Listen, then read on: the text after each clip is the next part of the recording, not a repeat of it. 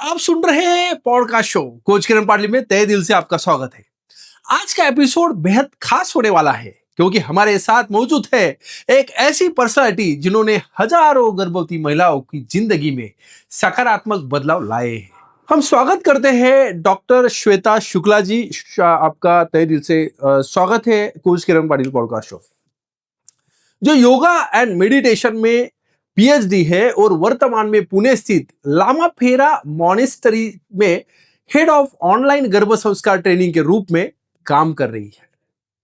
लामाफेरा मॉनेस्टरी भारत का सबसे बड़ा वर्ल्ड रिकॉर्ड होल्डर और पहला ISO certified Lamafera healing and training centre है। इन्होंने भारत का पहला सेल्फ हीलिंग मेडिटेशन लाम क्रिया ध्यान भी डिजाइन किया है। डॉक्टर श्वेता गर्भवती महिलाओं के लिए 1-to-1 ऑनलाइन लाइव गर्भ संस्कार session, sound healing, recce healing, meditation, diet consultation और वैदिक मंत्र बेस्ड प्रैक्टिस करवाती है, जिससे प्रेगनेंसी स्ट्रेस, एंजाइटी, डिप्रेशन और हेल्थ इशू कम होकर बच्चे का पॉजिटिव डेवलपमेंट होता है। तो चलिए शुरू करते हैं आज की ज्ञानवर्धक और प्रेरणादायी बातचीत।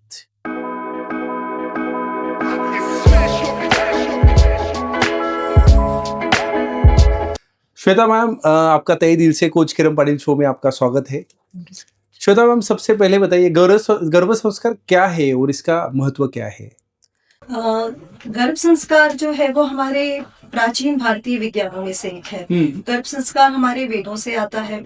तो गर्भ संस्कार का मतलब होता है गर्भ में ही शिशु को शिक्षा देना, संस्कार देना। जब एक महिला गर्भवती होती है उस समय उसे ऐसा सकारात्मक वातावरण देना कि वो अच्छे से आहार ले सके, बच्चे का सर्वांगीण विकास हो सके।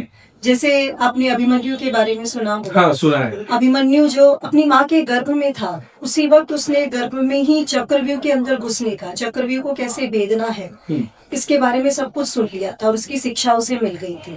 तो जब वो बड़ा हुआ तो बड़ा होने के बाद वो चक्रव्यूह में गया भी, अंदर घुस भी गया वो, लेकिन उसे चक्रव्यूह से बाहर आने का रास्ता नहीं पता था, क्योंकि तब तक जब वो बताया जा रहा था उस समय उसकी माँ सो चुकी थी। तो कहा जाता है कहीं ना कहीं गर्भ संस्कार हमारे प्राचीन, हमारे भारतीय विज्ञान वेदों में से आया हुआ है। वाकई गर्भावस्था के दौरान माँ और बच्चे के लिए कौन से संस्कार महत्वपूर्ण है? हमारे यहाँ पे 16 संस्कार बताए गए हैं। उन 16 संस्कारों में से 3 संस्कार ऐसे होते हैं जो जन्म से पहले होते हैं। अच्छा। जिन्हें हम प्री नेटल संस्कार कहते हैं। उनमें आता है गर्भाधान, एक स्वस्थ और अच्छे बच्चे के लिए गर्भाधान की विधि करना। पुंसवन, गर्भस्थ शिशु की अच्छी सेहत के लिए और स्वास्थ्य के लिए करना। और सीमंतोन्नयन, यानी गर्भवती माता की सेहत और शांति के लिए।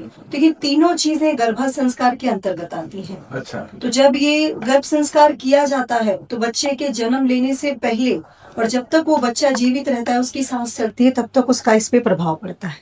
बाप रे, तो इतने महत्वपूर्ण है गर्भ संस्कार। जी बिल्कुल। गर्भ संस्कार से बच्चे के विकास पर क्या प्रभाव पड़ता है? बहुत ही सकारात्मक प्रभाव पड़ता है, क्योंकि गर्भ संस्कार में आहार संस्कार, विचार संस्कार, पठन संस्कार, व्यवहार संस्कार और योगा, प्राणायाम, गर्भ संवाद और व्यवहार की बातें, तो ये सारी चीजें गर्भ संस्कार के अंतर्गत आती हैं। ओके। तो जब भी एक गर्भवती स्त्री या एक गर्भवती महिला गर्भ संस्कार करती है, अगर वो अच्छा योगा कर रही है, अच्छा आहार ले रही है, प्राणायाम कर रही है, तो बच्चे का शारीरिक विकास बहुत ही अच्छे ढंग से होगा। अगर वो अच्छे विचार रख रही है, उसे अच्छा सकारात्मक माहौल मिल रहा है, तो बच्चे के अंदर अच्छी सोच पैदा होगी। अगर वो अच्छे से ध्यान कर रही है, ध्यान करने से बच्चे का मानसिक विकास बहुत ही अच्छी तरह से होता है। उसकी सोच से बच्चे के विचार अच्छे होंगे तो उसकी बौद्धिक क्षमता अच्छी होगी, बौद्धिक विकास अच्छा होगा। अच्छा। अगर वो अच्छी किताबें पढ़ती है, फिर वो चाहे धार्मिक किताबें हों, कोई मोटिवेशनल स्टोरीज हों, मोटिवेशनल किताबें हों, जो वो इनको पढ़ती है तो बच्चे का आध्यात्मिक विकास होता है।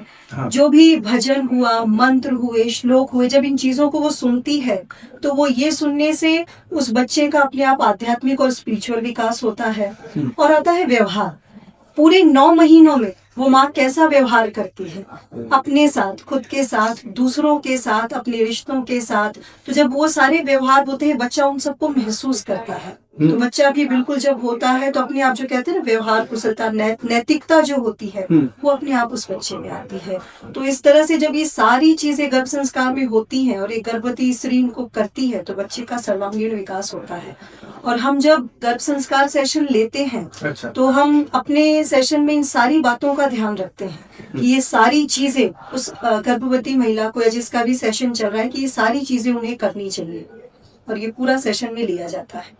लेकिन पूरी महिला करती नहीं है, नहीं करती हैं, बहुत महिलाओं के मालूम भी नहीं रहता है। जी जी, जानकारी नहीं रहती। हाँ हाँ, तो ये बहुत इम्पोर्टेंट है। बिल्कुल। गर्भ संस्कार के दौरान माँ की मानसिक स्थिति का बच्चे पर क्या प्रभाव पड़ता है? सर ये तो बहुत ही अच्छा क्वेश्चन है क्योंकि माँ की मानसिक स्थिति देखा जाए तो बहुत ही गहरा प्रभाव डालती है। क्योंकि आपका बच्चा आपके गर्भ में आपकी सोच से बड़ा होता है, आपके विचार से बड़ा होता है। हम सोचते हैं ना हमने खाना खा लिया या भोजन कर लिया बस अच्छा हो गया, बच्चे की सेहत अच्छी रहेगी, नहीं, क्योंकि बच्चे का मानसिक विकास भी उतना ही जरूरी है। मानसिक विकास, जी बिल्कुल। तो जब माँ गर्भ में बच्चा होता है तो माँ जैसा सोचती है, जैसा भाव रखती है, बच्चा बिल्कुल उसी स्थिति का होता है। अगर माँ तनाव में रहती है, हमेशा स्ट्रेस लेगी, डिप्रेशन में रहेगी, तो बच्चा भी तनाव में रहेगा, डिप्रेशन में रहेगा, संकुचित सा रहेगा। अगर माँ खुश रहेगी, हंस के रहेगी, प्रेम से सबसे बात करेगी, तो बच्चा भी प्रेम पूर्वक रहेगा, बच्चे के अंदर आत्मविश्वास रहेगा। अगर माँ बहुत ज्यादा दुखी रहती है या बहुत ज्यादा कुछ गलत शब्दों का प्रयोग करना या कुछ लड़ाई झगड़ा या ऐसी कुछ भी चीजें करना या उसके आसपास का माहौल वैसा रहता है तनाव युक्त, तो बच्चा भी डरा हुआ रहेगा, सहमा हुआ रहेगा, इंट्रोवर्ट रहेगा, हर किसी से घुल मिल नहीं पाएगा। हम कभी भी देखते हैं ना, कभी जब बच्चे होते हैं और हम लोग जाते हैं मिलने के लिए या अपने आसपास ही हम जब बच्चों को देखते हैं तो हम बोलते हैं उनसे कि ये बच्चा शायद उस पे गया है, देखो कितना तेजी से बात करता है, ठीक है, उस रिश्तेदार या उस पे। फिर हम कहते हैं कि ये बच्चा जो है कितना डरा हुआ है, सबसे घुलता मिलता नहीं, बिल्कुल इनकी तरह शाय है। हाँ, ये बच्चा तो अरे ये तो पढ़ने में बिल्कुल इतना तेज है या इतना डम है या जो भी है इसकी तरह है, दादी जैसा है या दादा जैसा है। तो जब हम ये कंपैरिजन क्यों करते हैं उससे, तो ये कंपैरिजन कहीं ये चीजें कहीं से आती नहीं है, पर 9 महीने माँ जैसा सोचती है, जिन लोगों के आसपास रहती है, वो लोग जिस तरह का व्यवहार करते हैं, तो वो सारी चीजें माँ की मन स्थिति पे फर्क पड़ता है और वो बच्चे पे आता है। तो इसलिए हम क्या करते हैं, जब हम गर्भ संस्कार लेते हैं तो गर्भ संस्कार के समय में उनकी मानसिकता को बदलते हैं। मानसिकता, जी। और वो मानसिकता कैसे बदलती है? ध्यान से। योगा, आहार, प्राणायाम तो उनको करवाया हमने, उसके साथ हम उन्हें ध्यान करवाते हैं। उनको हर महीने अलग अलग राग मेडिटेशन करवाया जाता है। फर्स्ट मंथ का अलग रहता है, सेकेंड मंथ का अलग रहता है, थर्ड मंथ का, ऐसे हर मंथ का अलग राग मेडिटेशन करवाया जाता है। और उसके साथ उन्हें साउंड हीलिंग दी जाती है। जब उन्हें साउंड हीलिंग मिलती है तो वो साउंड हीलिंग से कहीं ना कहीं उनको जो साउंड हीलिंग के वाइब्रेशन मिलते हैं तो उनकी थिंकिंग पॉजिटिव होती है। उनको हम कुछ अफर्मेशन सिखाते हैं, कुछ बताते हैं कि आपको सुबह उठ के सोने से पहले ये बोलना है या रात को सोने से पहले ये बोलकर सोना है। तो वो सारी चीजें उनके खुद के व्यक्तित्व में भी परिवर्तन लाती हैं। कई बार तो कई औरतों का हमारे सेशन में ऐसा कहना है कि जब उन्होंने वो अफर्मेशन या मेडिटेशन वगैरह फॉलो किए तो जो उनके पुराने रिश्ते थे उनमें जो कड़वाहट थी वो खत्म हो गई, तो वो रिश्ते सुधरने लगते हैं, तो उनकी मानसिक स्थिति सुधरती, वो खुश रहती है ज्यादा से ज्यादा। मतलब बच्चे के ऊपर भी प्रभाव पड़ता है और माँ के ऊपर भी प्रभाव पड़ता है। जी बिल्कुल, काफी अच्छा है ये। जी। गर्भ संस्कार के लिए कौन से मंत्र और श्लोक उपयुक्त है?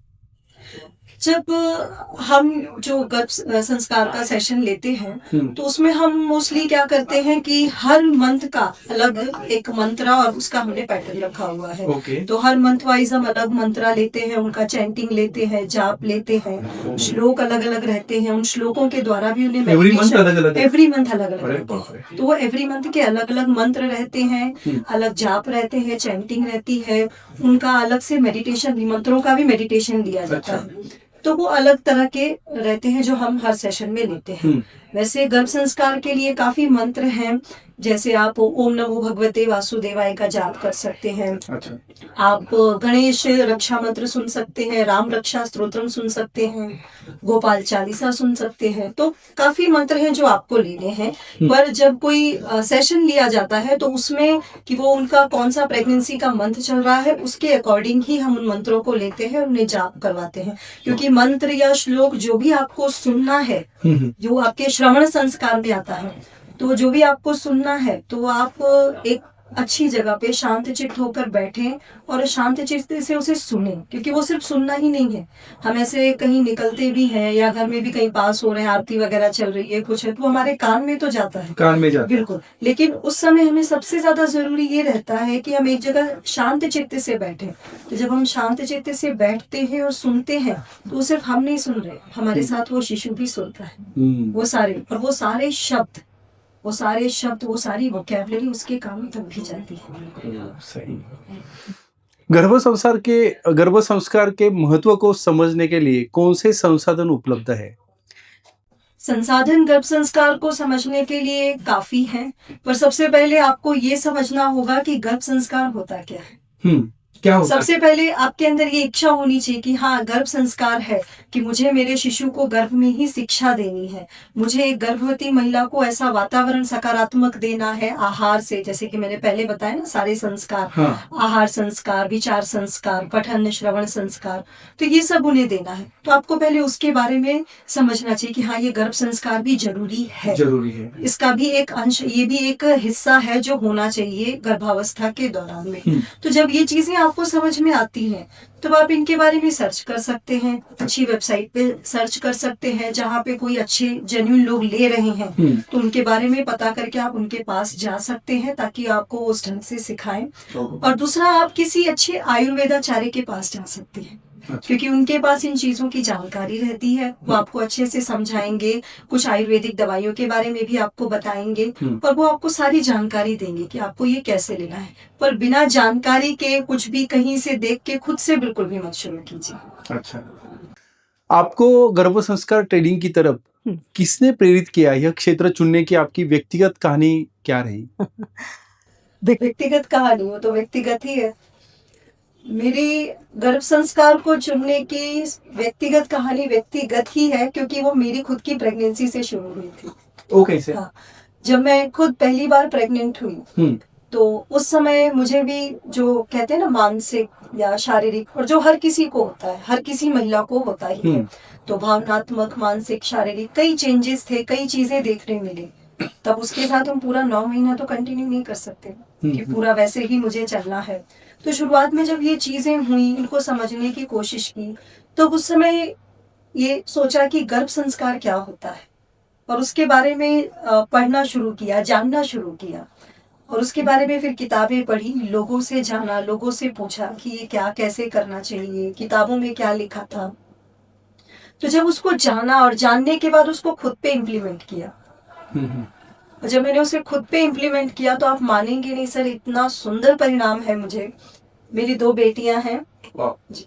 मेरी बड़ी वाली बेटी 12th में है इस समय, और वो अपने 10th स्टैंडर्ड पे जब वो थी, अपने ICSE बोर्ड की स्कूल टॉपर थी। वो एक भरतनाट्यम डांसर है, वो एक बहुत अच्छी डिबेटर है, और छोटी बेटी भी स्टडीज में बहुत अच्छी है, और वो ब्लैक बेल्ट Den 2 है टाइकोंडो में। और दोनों जब 10 साल की थी, उस उम्र से ही दोनों योगा और मेडिटेशन करती हैं, at the age of 10।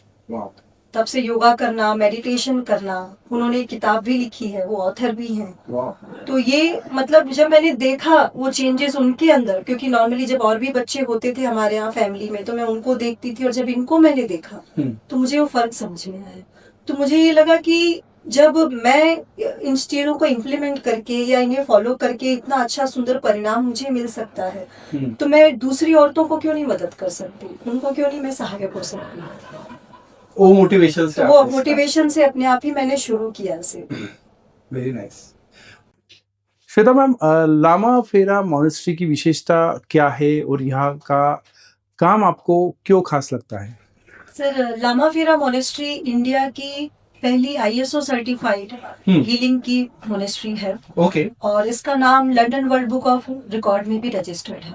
Very nice. यहाँ पे काफी ऐसी औरतें हैं जो हर महीने आती हैं हम्म और जिन्हें थायराइड की समस्या, PCOD की समस्या, हम्म चक्रास इम्बैलेंस होना, अपनी कुछ न कुछ शारीरिक समस्याएं हैं, ओके, संतान में डिले होना शादी होने के बाद भी, तो इन काफी समस्याओं को लेकर वो लोग आती हैं। और यहाँ पे जब उन्हें योगा, ध्यान, मेडिटेशन ये सब चीजें कराई जाती हैं तो वो योगा और ध्यान ये करने के बाद उनके जीवन में जो परिवर्तन आता है वाओ, वो अपने आप में अद्भुत होता है और एक अलग होता है, जो उनके लिए किसी चमत्कार से कम नहीं होता, पर हमारे लिए वो एक विज्ञान है। तो इसलिए मुझे उसका काम सराहनीय इसलिए लगता है क्योंकि जब वो लोग इतना अच्छे से खुश होकर अनुभव लेकर जाती हैं इन ध्यान को करके, योगा को करके, तो उन्हें जो खुशी मिलती है उन्हें देख के मुझे भी खुशी मिलती है। वाह। ऑनलाइन गर्भ संस्कार ट्रेनिंग में आप कौन कौन से मुख्य प्रैक्टिसेस करवाती है? ऑनलाइन गर्भ संस्कार ट्रेनिंग जो है वो मोस्टली मैं 1-to-1 लेती हूँ और अच्छा, 1-to-1 ही रहता है? 1-to-1 ही लेते हैं। और ऑनलाइन गर्भ संस्कार ट्रेनिंग में हम उन्हें सबसे पहले जैसे बताया प्रेगनेंसी योगा लिया जाता है। तो प्रेगनेंसी योगा में भी हर ट्राइमेस्टर का अलग योगा रहता है, मतलब वो एक ही योगा कंटिन्यू होगा, जो आपने फर्स्ट मंथ में किया था वही योगा आप 9 मंथ में भी नहीं करोगे। तो हर ट्राइमेस्टर का मतलब हर तिमाही का एक योगा अलग अलग होता है। फिर उन्हें प्राणायाम लिया जाता है क्योंकि वो प्राणायाम उनके लिए बहुत जरूरी होता है। प्राणायाम और योगा जब आप करते हैं तो शरीर में हलन चलन का होना और प्राणायाम से जो शरीर में उनके ऑक्सीजन लेवल बढ़ता है वो बच्चे के और माँ के दोनों के लिए बहुत ही जरूरी रहता है। तो वो भी उनको प्राणायाम लिया जाता है ट्राइमेस्टर के हिसाब से। उनको हम रेकी हीलिंग देते हैं डिस्टेंस पे। उन्हें हम रेकी हीलिंग से क्या होता है? रेकी हीलिंग से उनका ऑरा पॉजिटिव होता है, उनके चक्रास बैलेंस होते हैं और उनको सकारात्मक ऊर्जा मिलती है। उसके साथ जैसे मैंने पहले बताया था हर मंथ का अलग अलग हम रागम मेडिटेशन लेते हैं। रागम मेडिटेशन हर मंथ का अलग लिया जाता है उनको। फिर हम उन्हें साउंड हीलिंग लेते हैं। अच्छा, साउंड हीलिंग में हम 2 तरह से लेते हैं। पहला हम साउंड हीलिंग मेडिटेशन लेते हैं ताकि साउंड हीलिंग की जो एनर्जी है, जो उसके वाइब्रेशंस है, फ्रीक्वेंसी है, वो शिशु तक पहुंचती है। और दूसरा जो हम साउंड हीलिंग लेते हैं वो हम गर्भ संवाद के साथ लेते हैं। यानी जब वो साउंड हीलिंग की फ्रीक्वेंसी और उसके साथ माँ बच्चे के साथ कम्युनिकेट करती है तो अनुभव बहुत ही अलग होता है। फिर हम उन्हें कलर थेरेपी लेते हैं जो बच्चे के बौद्धिक विकास के लिए बहुत जरूरी है। तो जो कलर थेरेपी ली जाती है वो सीधे उनके ब्रेन पे इफेक्ट करती है। उसके साथ हम brain exercise, brain activity, brain games भी लेते हैं। और फिर हम उन्हें किताबें पढ़ने के लिए भी मोटिवेट करते हैं। मैं खुद उन्हें किताबों के नाम देती हूँ कि आपको ये कौन से किताबें रहते हैं? वो गर्भ गीता रहती है, गीता पढ़ने को कहा जाता है। मोटिवेशनल बुक्स के नाम दिए जाते हैं कि आपको किताबें पढ़नी चाहिए। ये रामायण महाभारत भी? नहीं, महाभारत नहीं देते, सिर्फ रामायण दिया जाता है, गर्भ गीता दी जाती है, गीता पढ़ने को कहा जाता है। और कोई भी जो ऑथर होते हैं उनकी जो मोटिवेटिंग स्टोरीज होती है वो उनको पढ़ने को कहा जाता है। फिर उसके साथ हम उन्हें मिड ब्रेन एक्टिवेशन का भी म्यूजिक लेते हैं जो बच्चे के बौद्धिक विकास के लिए अच्छा रहता है। चक्रा मंत्र लिए जाते हैं क्योंकि जब आप चक्रा मंत्र से मेडिटेशन करते हैं तो माँ के चक्रा तो बैलेंस होते ही होते हैं, पर गर्भ में रहने वाले शिशु के चक्रास पे भी उसका इफेक्ट पड़ता है।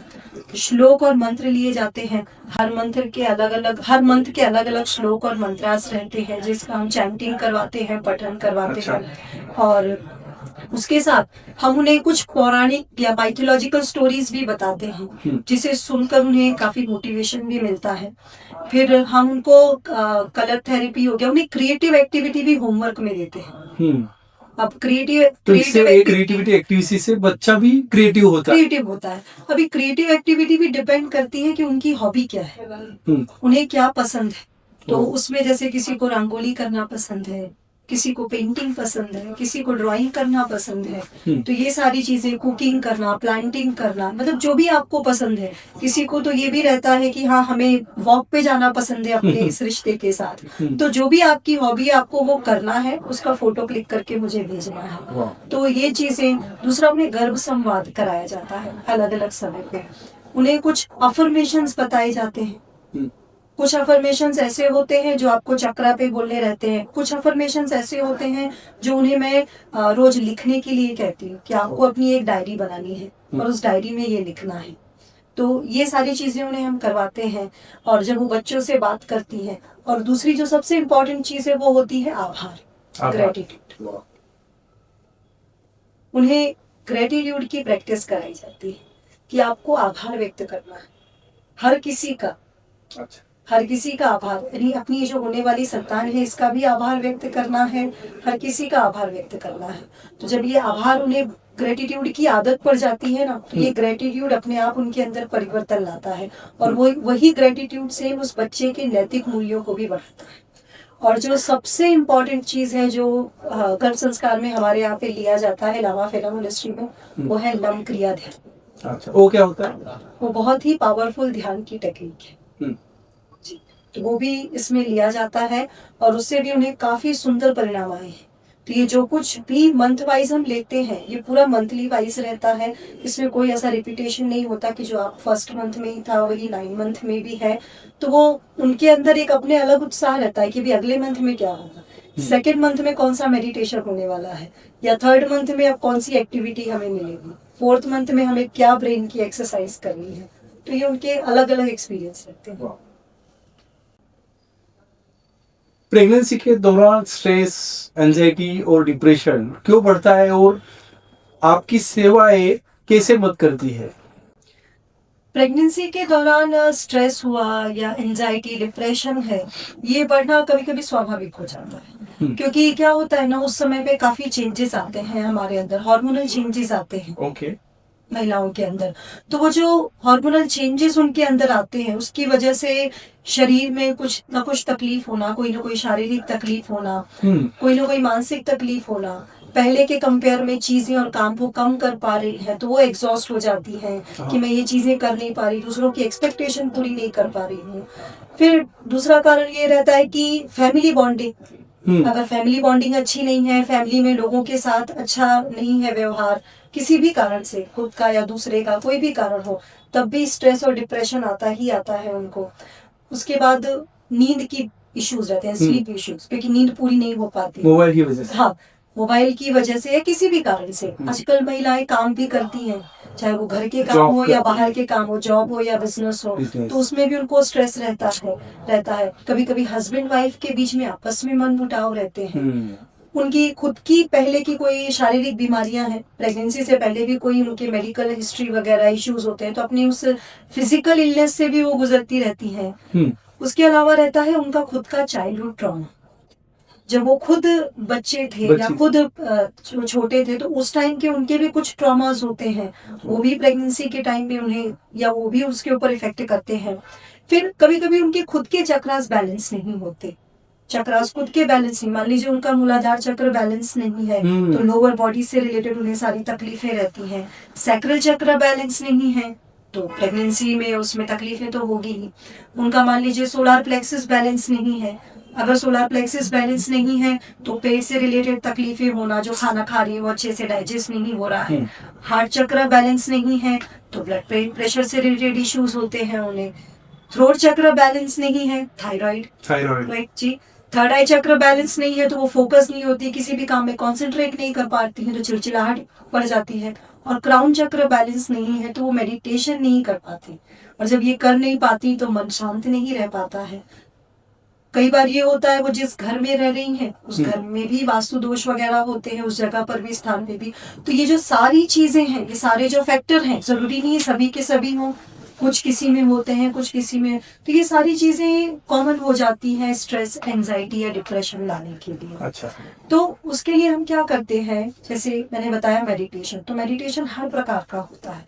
चक्रा मेडिटेशन, तो जब चक्रा मेडिटेशन उन्हें कराया जाता है तो उनके चक्रास बैलेंस होना शुरू होते हैं। ठीक है, उन्हें मेडिटेशन के साथ प्राणायाम कराया जाता है। जब प्राणायाम करती हैं उनके शरीर की प्राण ऊर्जा अच्छी बढ़ती है तो मन शांत होता है, उनका मेडिटेशन में अच्छे से मन लग पाता है। और उन्हें उसके साथ साथ हम गर्भ संवाद कराते हैं, साउंड हीलिंग से भी और ऐसे भी। तो जब वो उस बच्चे से बात करना शुरू करती हैं तो वो आपके सामने ही है, बैठा ही आपके साथ ही है, अलग नहीं है आपसे। जब वो गर्भ संवाद करती हैं तो उन्हें खुशी मिलती है कि मतलब वो सारा स्ट्रेस भूल जाती है। उस समय उन्हें वही लगता है कि वो और उनका बच्चा उनके पास है। तो उन्हें गर्भ संवाद हुआ, मेडिटेशन हुआ, अच्छे जो योगा वगैरह कराए जाते हैं, योगा एक्सरसाइज से भी काफी मन शांत होता है उनका। और जो सबसे इम्पोर्टेंट है हमारा लम क्रिया ध्यान, वो तो उन्हें हम करवाते ही है। तो ये सारी चीजें जब वो करती हैं साथ में, रोज उनको साथ में हम ये भी करना है, ये चीजें भी करना है, बताया जाता है उन्हें, तो अपने आप उनकी मानसिकता चेंज होती है और वो डिप्रेशन या एंजाइटी या स्ट्रेस वो भूल ही जाती है कि 3 शब्द क्या थे। उनके पास सिर्फ 2 चीजें होती हैं, एक होती है खुशी और दूसरा होता है उनका बच्चा। बस ये 2 चीजें होती हैं। आपका 1-to-1 लाइव सत्र का मॉडल आपको दूसरों से कैसे अलग बनाता है?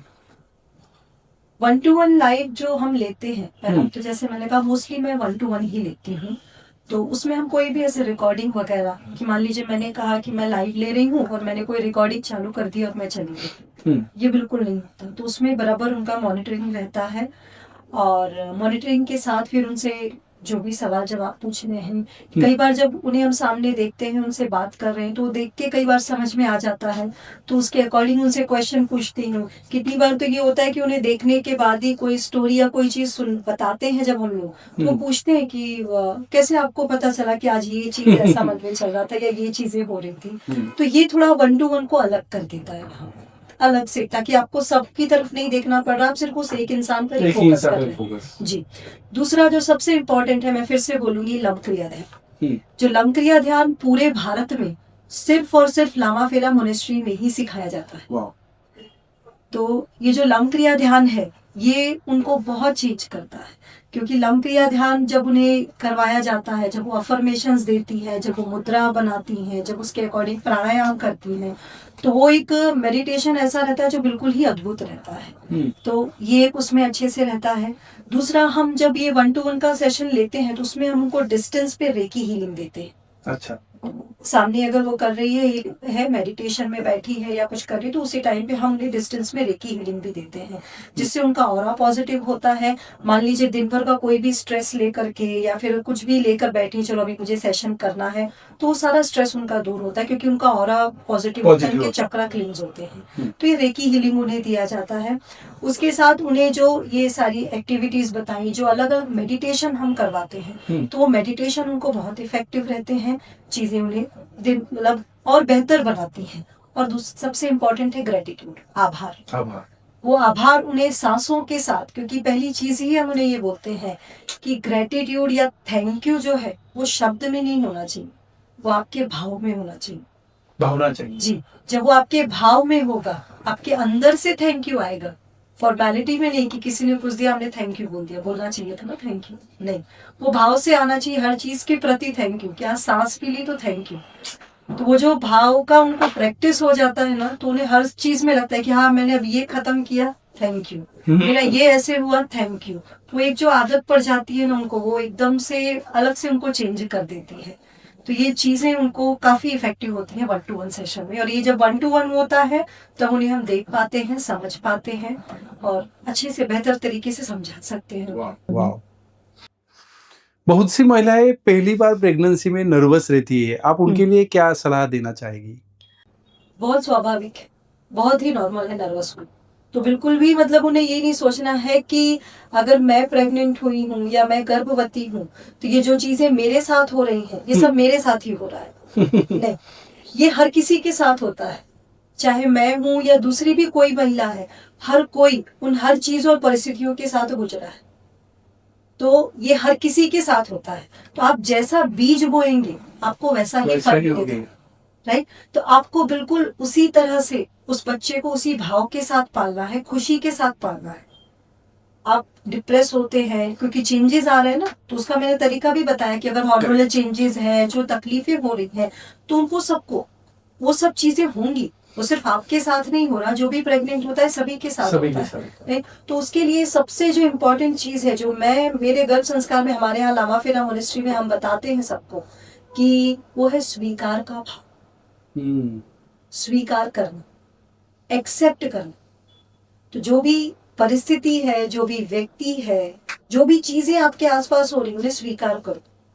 उन्हें स्वीकार करके आगे बढ़ो, पैनिक नहीं होना, उसे स्वीकार करना है। आई एक्सेप्ट, उसे स्वीकार करके आगे बढ़ना है, उसके बारे में सोचना है कि अभी ये चीजें हो रही हैं तो इसके लिए मुझे क्या करना चाहिए, सोल्यूशन क्या है? सॉल्यूशन क्या है इसका। ठीक है, अगर तबीयत खराब होती है तो हम ढूंढते हैं ना कि हम डॉक्टर के पास जाएं, वो हमें मेडिसिन देगा, तो ऐसे इनका सॉल्यूशन ढूंढिए। अच्छे गर्भ संस्कार के पास जाइए ताकि वो अच्छे से आपको मेडिटेशन करा सके, आपको अच्छे आहार के बारे में बता सके, आपको अच्छे योगा प्राणायाम के बारे में बता सके। करेक्ट। तो ये सारी चीजें आपको इसमें करनी चाहिए, बिल्कुल भी ये सोचे बिना कि सब मेरे साथ ही पहले हो रहा है। क्योंकि मैं ये कहूंगी ये जो प्रेगनेंसी होती है ये परमात्मा का इतना सुंदर वरदान है। ईश्वर ने आपको इतना, जब आप कहते हैं ना कि ईश्वर हमें कोई गिफ्ट दे, तो वो गिफ्ट एक संतान के रूप में आपको देता है और ये एक बहुत ही सुंदर वरदान है। तो आपकी जो यात्रा है गर्भावस्था की या जो प्रेगनेंसी की आपकी जर्नी है, इसको सुखद बनाए, खुश होकर के, सिर्फ आप और आपका बच्चा, आप दो लोग ही हैं और उसे सुखद रूप से एंजॉय कीजिए। Shweta ma'am, diet plan, yoga, meditation और हीलिंग का बच्चे के मानसिक और शारीरिक विकास पर क्या प्रभाव पड़ता है? बहुत अच्छा प्रभाव पड़ता है इसका, बहुत ही अच्छा। मतलब ये आप देखेंगे तो इसे खुद हमने देखा भी है। अगर माँ अच्छे से आहार लेती है, जो भी आहार या डाइट प्लान बताया जाता है, जैसे हम हमारे यहाँ पे जो भी गर्भ संस्कार के लिए आते हैं तो हम उन्हें डाइट प्लान में उनके हिसाब से देते हैं। जैसे हर किसी की प्रकृति होती है ना, वात पित्त कफ, तो उस प्रकृति के हिसाब से उन्हें हम डाइट देते हैं, डाइट वगैरह दिया जाता है। और फिर जैसे किसी को कुछ रहता है कि हम ये नहीं खाते, हमें ये परहेज है या ये चीजों से हमें नहीं है, तो उसके अकॉर्डिंग ही हम उन्हें डाइट प्लान देते हैं। ओके। तो जब वो इस तरह से डाइट लेती है, अच्छा सा डाइट लेती है माँ, और अच्छे से योगा प्राणायाम करती है, मेडिटेशन करती है, तो उसका पूरा प्रभाव बच्चे के सर्वांगीण विकास पे पड़ता है। उससे क्या होता है, बच्चा इमोशनली बैलेंस्ड होता है, वाह, भावनात्मक रूप से बहुत मजबूत होता है, स्ट्रॉन्ग होता है। जी बिल्कुल। और बच्चे को कभी भी नींद के इश्यूज नहीं आते, उसकी स्लीप पैटर्न्स जो वो एकदम बेहतर रहते हैं दूसरे बच्चों के कंपेयर में। और उसके अलावा बच्चे के अंदर चिड़चिड़ाहट नहीं होती, बच्चा हमेशा खुश रहता है। आपको समझ में आएगा, बच्चा आत्मविश्वास से भरपूर रहेगा, खुश रहेगा, कॉन्फिडेंस के साथ रहेगा। उसके चेहरे पे या उसके भाव में एक अलग ही चेंजेस दिखेंगे। ठीक है, भले वो ज्यादा अगर आपसे मिला नहीं है, आपसे बहुत ज्यादा बात नहीं करे, पर वो ऐसे आपको देख के डर के कोने में नहीं भागेगा। उसकी इम्यूनिटी बहुत स्ट्रांग रहेगी, क्योंकि माँ ने डिसिप्लिन के साथ डाइट पे ध्यान दिया है, मेडिटेशन किया है, तो वो मेंटली और फिजिकली स्ट्रांग है। एग्जैक्टली, तो उसमें चिड़चिड़ाहट नहीं होती। जैसे होते के साथ ही हम सुनते हैं कि रात भर अच्छे से सोता नहीं है बच्चा, या बहुत रोता रहता है, समझ में नहीं आ रहा क्यों रो रहा है, फिर ये चीजें हो रही है। तो इम्यूनिटी स्ट्रांग होना, इमोशनली बैलेंस्ड होना, फिजिकली और मेंटली, तो ये सारी चीजें उससे योगा, डाइट और हीलिंग से उसके अंदर आती हैं। कितना इम्पोर्टेंट है गर्भ संस्कार, बाप रे। आपने जिन 1000+ सक्सेस स्टोरीज का जिक्र किया, उनमें से कोई एक अनोखी कहानी हमारे साथ साझा कर सकते हैं क्या? ओके, काफी है, ठीक है। हाँ, एक कहानी में जो मुझे भी बहुत पसंद है, या शायद यूँ कहूँ तो बहुत ही ज्यादा क्लोज है। एक लेडी थी, उनकी शादी को कुछ समय हुआ था, ज्यादा नहीं था, कुछ ही समय हुआ था शादी को। वो मोनेस्ट्री आई एक बार, लमाफेरा मोनेस्ट्री में, और मोनेस्ट्री में आके उन्होंने कि मुझे यहाँ पे योगा सीखना है। तो जैसे मैंने बताया ना, काफी औरतें आती हैं लामाफेरा मोनेस्ट्री में, और वो कि हमें योगा मेडिटेशन करना है, तो वो भी बिल्कुल उसी तरह से आई थी कि हमें योगा करना है। तो उसने योगा प्रैक्टिस करना शुरू किया, अच्छे से योगा करती थी, मेडिटेशन किया।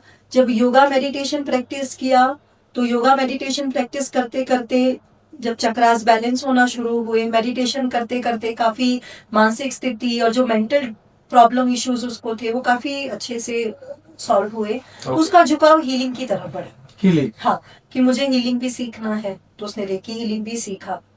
तो ये सब करते करते काफी समय हो गया। अच्छा, वो डिसिप्लिन बहुत थे, बहुत ही ज्यादा डिसिप्लिन। उसने डिसिप्लिन के साथ योगा और वो मेडिटेशन को प्रैक्टिस किया। मतलब कोई भी एक्सक्यूज नहीं कि मैं आज कर लिया फिर कल नहीं करती हूँ। जिस दिन छुट्टी है, मोनेस्ट्री नहीं भी आ रहे, वो घर पे भी उतनी ही डिसिप्लिन के साथ प्रैक्टिस करती थी।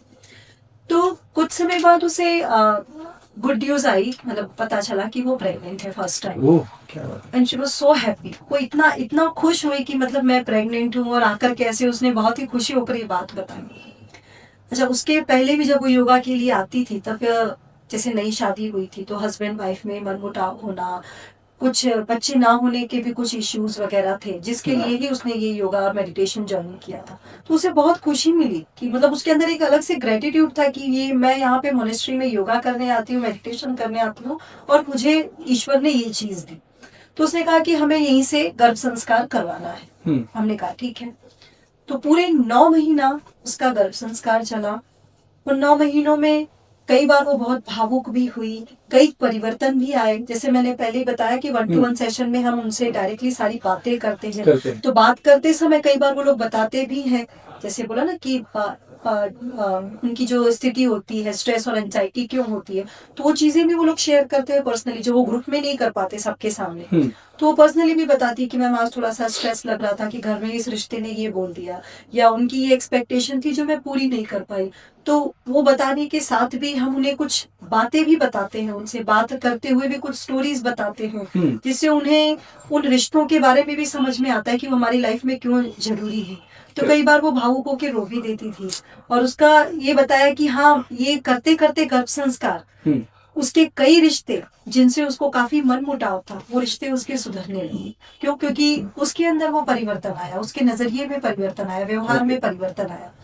अब उसकी वो जो बच्ची हुई, वो इतनी मतलब वो हमें जितना उसने बताया उसके आधार पे इतना सुंदर उसका रिजल्ट था कि उस बच्ची का भाव और उसका जो कहते हैं ना चेहरे की हर चीज में बिल्कुल अलग थी। उसका कहना था कि उस बच्ची की इम्यूनिटी बहुत स्ट्रांग है। उसके साथ भी और भी जो हमारी सोसाइटी में बोली बच्चे हुए ना, मैं जब सुनती हूँ ना कि आज यहाँ डॉक्टर के यहाँ लेके गए, वहां लेके गए, बोली मेरी बच्ची के साथ ऐसा मुझे कुछ भी नहीं होता। उसका स्लीपिंग पैटर्न बहुत अच्छा है, इमोशनली वो बच्ची बैलेंस्ड है। वो बच्ची जब थोड़ी सी बड़ी हुई, उसने मुझे वीडियोस वगैरह भेजे थे कि वो गायत्री मंत्र, गणपति अथर्वशीर्ष और 2-3 और श्लोक वगैरह थे, बोली वो बहुत अच्छे से और स्पष्ट बोलती है। बोली जबकि हम दोनों हस्बैंड वाइफ, हम दोनों वर्किंग हैं, हमारे पास इतना टाइम नहीं कि हम दोनों साथ में मिलकर दोनों टाइम पूजा कर रहे हैं कि वो बच्ची सुन रही है। तो हम लोग को ये लगता था कि उसे ये सारी चीजें आई कहाँ से, तो उसने ये कहाँ से बोलना शुरू किया। और उसका ये भी बताना था कि उस बच्ची के अंदर कुछ ऐसी क्वालिटीज हैं, ग्रेटिट्यूड बोली, जो हम दोनों हस्बैंड वाइफ में भी नहीं। क्या तो ये मतलब शायद गर्भ संस्कार का परिणाम था।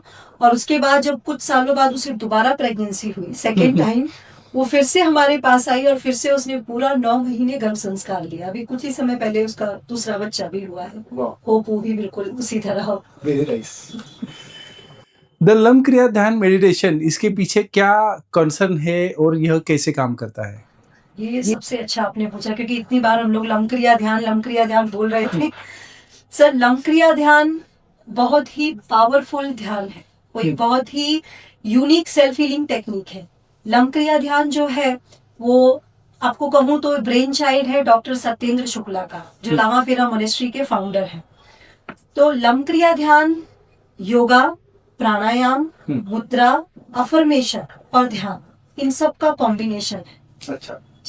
तो ये इतनी सुंदर पावरफुल टेक्निक है कि शायद इसे शब्दों में बताना कम पड़ेगा, इसका अनुभव लेना बहुत अच्छा रहेगा।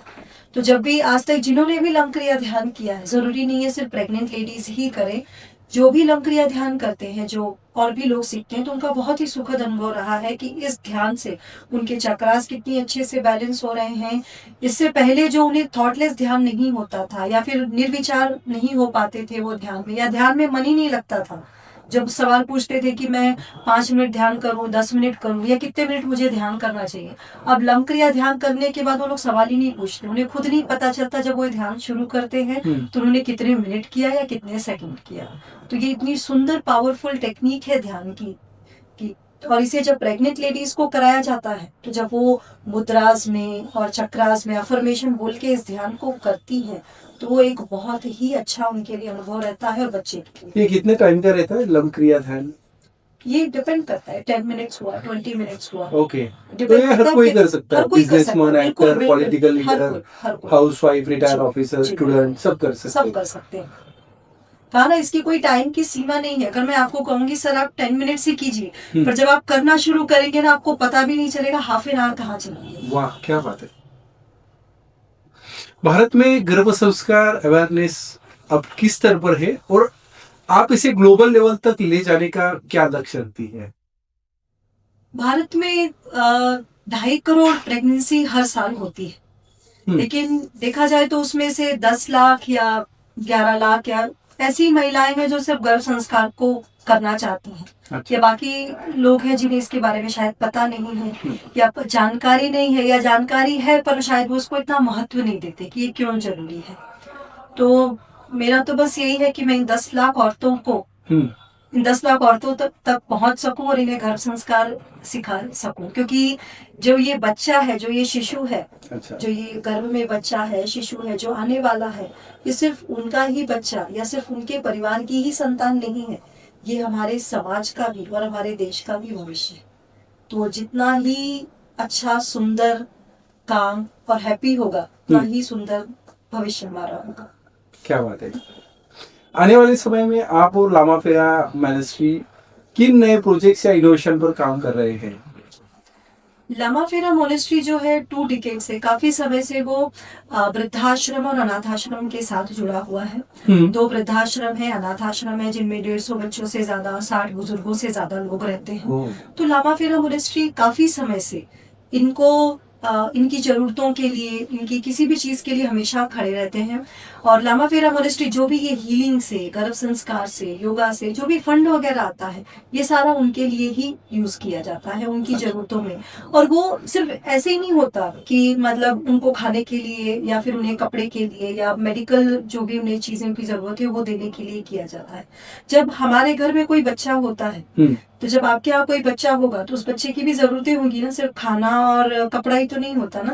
जैसे उसे घूमने का मन कर रहा है, दिवाली आई तो उसे भी गिफ्ट चाहिए, क्रिसमस आई तो उसे भी होता है कि हमें बर्थडे पे सेलिब्रेशन करना है, हमें यहाँ भी घूमने जाना है। तो मिनिस्ट्री बिल्कुल इसी तरह से उनकी केयर करती है। उन्हें पिकनिक पे भेजना, ट्रिप पे भेजना, कभी बाल मेला लगाना उनके लिए, कभी उन्हें कुछ चीजें पसंद है तो वो उनकी मनपसंद की चीजें करके देना। कभी ये है कि चलो आज हम सारे बच्चों को मूवी दिखाने लेके जाएंगे, तो उनके लिए पूरा थिएटर बुक करना कि सारे 150 बच्चे जाएंगे और वहाँ बैठ के मूवी देखेंगे। तो बिल्कुल इसी तरह से जैसे इंसान एक अपने परिवार का ध्यान रखता है, तो उसी तरह से इनका ध्यान रखा जाता है। और अपनों की तरह ये मोनेस्ट्री का है, थोड़ा चीजें वो करते हैं इनके लिए। श्वेता मैम, कुछ रैपिड फायर प्रश्न है बिल्कुल, जिसके जवाब आपको एक ही शब्द में देने हैं। ओके। प्रेगनेंसी में सबसे जरूरी एक शब्द? गर्भस्थस्य रक्षणम मातृ परमम धर्म। सुबह की पहली आदत? ईश्वर को धन्यवाद। योग या मेडिटेशन आपका फेवरेट? दोनों का कॉम्बो, लम क्रिया ध्यान। आपकी लाइफ का सबसे बड़ा मोटिवेशन? मेरी सांस चल रही है। क्या बात है। गर्भ संस्कार को आप एक लाइफ में कैसे परिभाषित करेगी? सुधार बीज में होता है, वृक्ष में।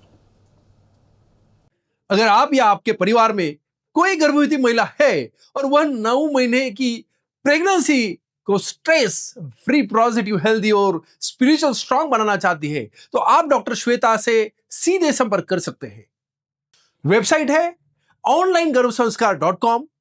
व्हाट्सएप नंबर है 9850519111। याद रखिए, गर्भ संस्कार जिंदगी से पहले और जिंदगी के साथ भी। हम मिलेंगे अगले एपिसोड में एक नई कहानी, नए मेहमान और नई सीख के साथ। तब तक के लिए नमस्कार। मिलते हैं अगले एपिसोड में।